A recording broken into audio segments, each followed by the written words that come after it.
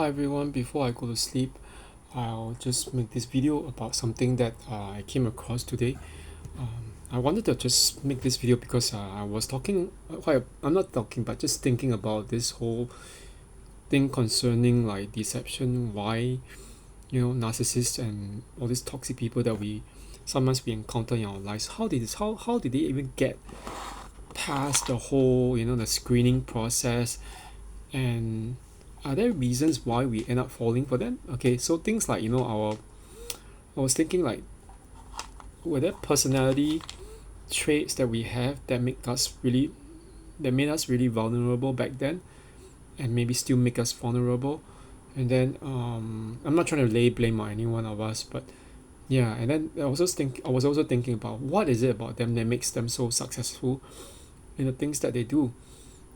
Successful with open and close with commas, because we know some of them are very low life, but why are they so successful in like baiting all of us as victims?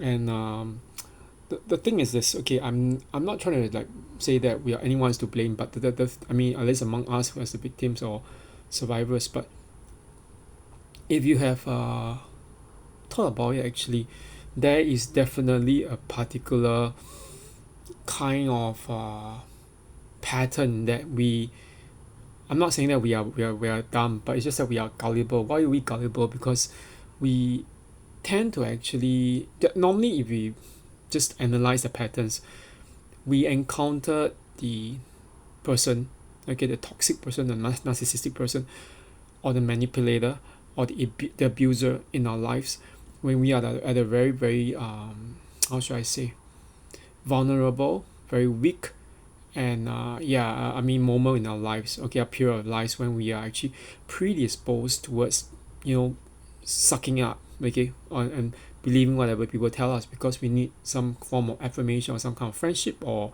help or love.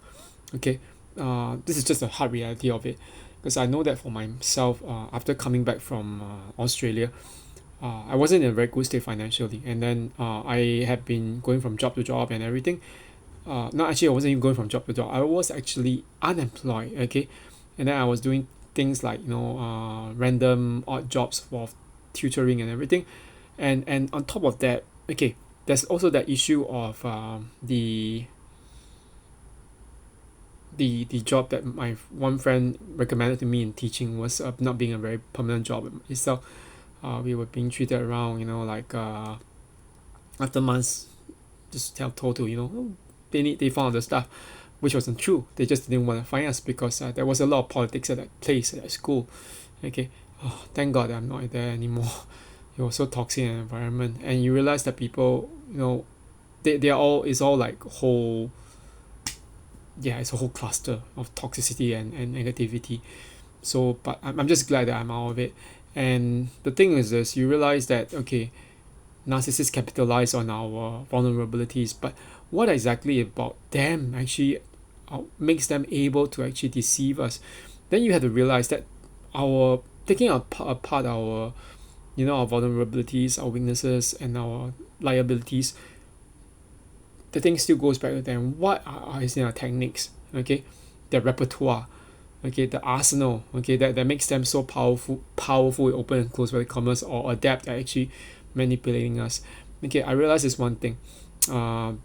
The narcissist is actually a master at the thing called the Ponzi scheme. Okay, for those who know where the origins of the word Ponzi scheme came about, it was actually this man called Charles Ponzi. Yeah, this European immigrant to the United States of America, during the period prior to the Second World War. Yes, prior to the Second World War, but right after the First World War. So during the 1920s and 1930s, he realized certain things. He realized that the things that, let's say, the stamps or the coupons that you could actually get maybe in Europe for a certain amount of money. Okay, what he did was to actually sell it for a higher price in the United States, and then so ultimately there's a profit margin, okay, because there was a demand for those particular stamps or coupons. I'm not exactly sure what the thing was, but that was the premise of what he was thinking. But the funny thing was this, he kept on, this thing about I was telling people before, in sales, this is what they do. They overpromise, they keep on overpromise, but they never really, they might or might not deliver. This is the main thing about salesmen when they try to do that.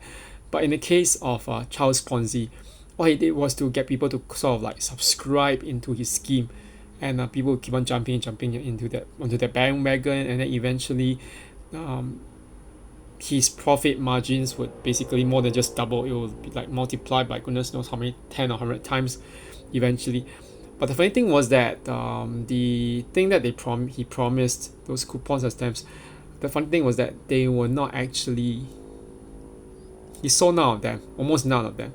And so by the time, I think in the 1930s, whatever, around the period of time, his business was actually eventually declared insolvent. So this idea of a Ponzi scheme, basically a kind of like a scheme or a ruse that someone hatches to get you to jump on board, okay, to believe in its validity and its value, okay, often by overinflating it. It's a very common narcissistic technique. It's not just in sales, but it's actually predominantly it is a narcissistic technique. And the Ponzi scheme, okay, we have Ponzi schemes and everything, like property investments, people those gurus who claim to teach you how to invest, okay, investment gurus, who are not actually really gurus. What else? Oh, I even call OnlyFans a Ponzi scheme, because you know why?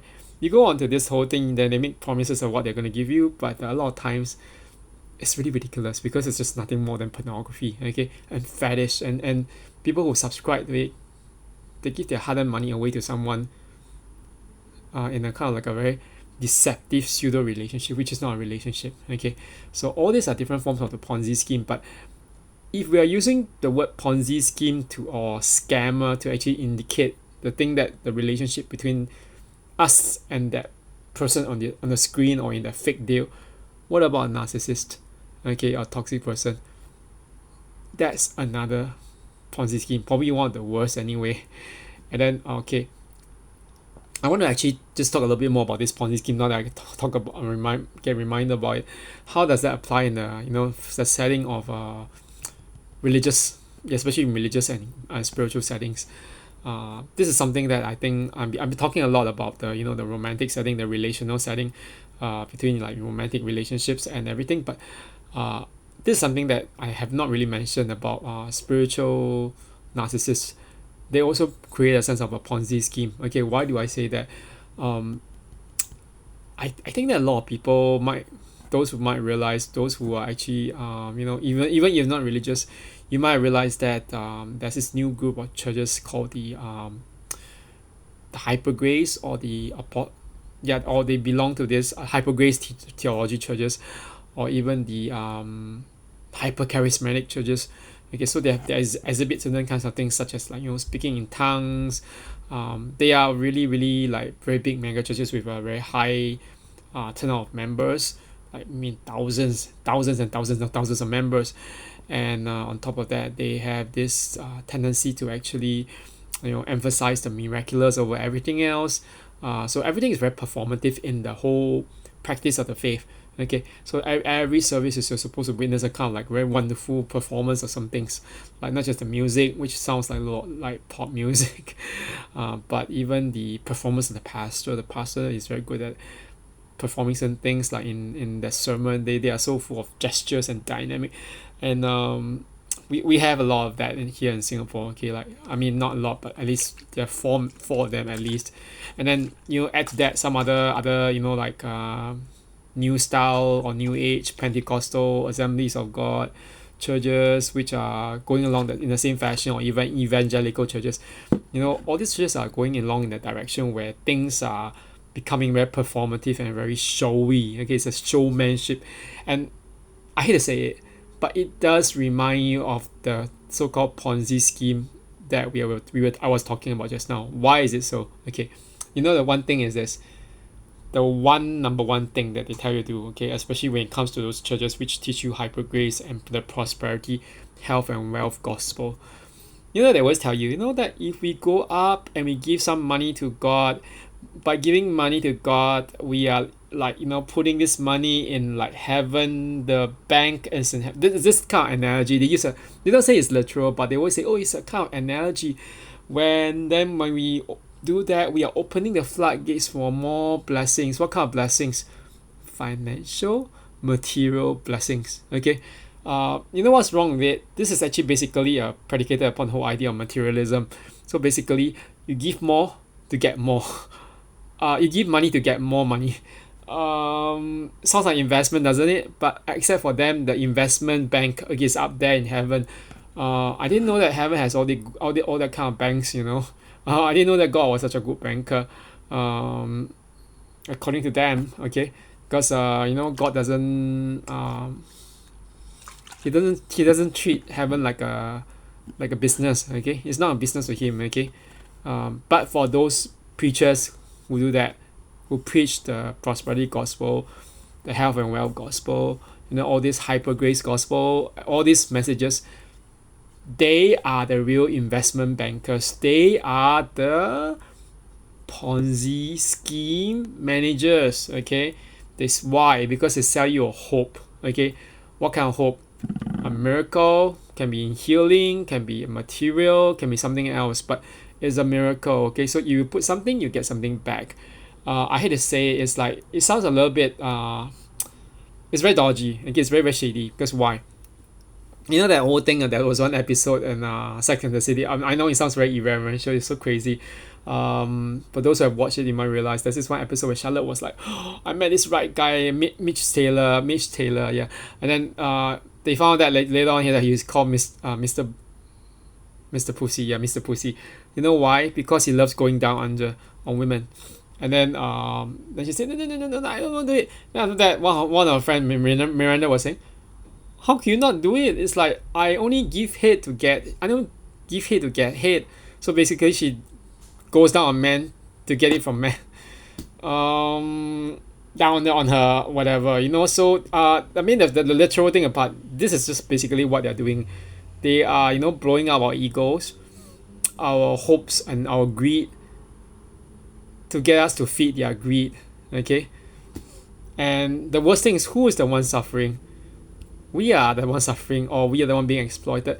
But the strange thing is this: when one of my friend who's not a Christian, he told me this thing. He said, yeah, but why do people still keep on giving to all these pastors and all this this so-called evangelical pastors, or all these mega church movements and everything? I mean the people like me who's no longer like evangelical, who's like becoming Orthodox Christian. I know a lot of their tricks. Okay, because that's why I decided not. I'm done with evangelical Christianity, because it's all of it's a farce. Okay, they sell salvation for that kind of thing, and it's not even salvation of what? Your soul? No, it's not salvation of soul. Your salvation of your finances, your health, and everything. It's a false gospel and false message. But the thing is this: people do buy that message, and they get sucked up very, very easily. I was telling y'all in an earlier video that one of my friends, she was like really just totally enamored with one particular, her pastor. It's like telling me, oh, Kevin, don't think of him as a false teacher just because he's good looking. Excuse me, you're a single mother with a kid who was actually in middle school, the first grade of middle school, which is like grade 7. Yeah, grade 7. And you of all people know that your pastor, your head pastor, is married with a wife, and then he's not even good looking. Oh, he looks like a Michael Jackson. Yeah, he looks like someone who has done a lot of work. For someone who is really old, he's like, goodness knows how old he is, like maybe 50s or whatever, or 40s or whatever. I don't know. He just looks ugly, and it's like, he looks unnatural. Okay, and I don't understand the whole idea of her saying that. And then I told my friends, you know what? She's just being vulnerable because she's bought into the Ponzi scheme. Okay, just like many other members in their church, they refuse to, when presented with the facts about how that pastor of hers is like preaching wrong theology, doing things like teaching hyper grace, saying that it's okay to sin and no matter what you will still be forgiven. There's no need to pay responsibility or to be repentant. Like he doesn't teach repentance. Okay, he claims that it's actually the law is default. But you know what's this thing about the Bible? The new covenant and the old covenant. Okay, you know what they are called? The old law and the new law. The new law. He didn't say the new the new anti-law. He didn't say that, okay? It's the new law. It's a law in itself. A law of what? Living by God's grace, conditional upon repentance, okay? He never teaches repentance. Her pastor never teaches it, okay? All his sermons are about, that thing about giving more money, giving more, and so that God will bless you. But of course, now the pastor claims that he's not taking any salary, but I don't believe that. Okay, and I don't believe her, not her gullibility anyway. So, but you know what? What does it say for us? The thing is this: Ponzi scheme scammers overpromise. Okay, they overpromise, and then they'll tell us that we need to give and give and give to get something out of it. That this kind of thing is like investments. Tell you give 5,000 so that you can get maybe 10,000 out of it, or just the interest. Was like, if it's that good, why is only like how many percent of the population in that particular church? It's not even a very high percentage. And then I realized that all this is really just downright manipulation. Okay, so anyway, this is it for now. Okay, I hope everyone has a good night, and I'm gonna go and just get my rest. Okay, so have a good one, everyone. Bye bye.